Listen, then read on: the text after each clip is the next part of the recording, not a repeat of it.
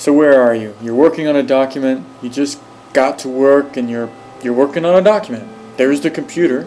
It feels like maybe it's the first time you've been working on it, but perhaps you've been working on it for a week, maybe 3 weeks. It's kind of hard to say. I don't know. It's just another document.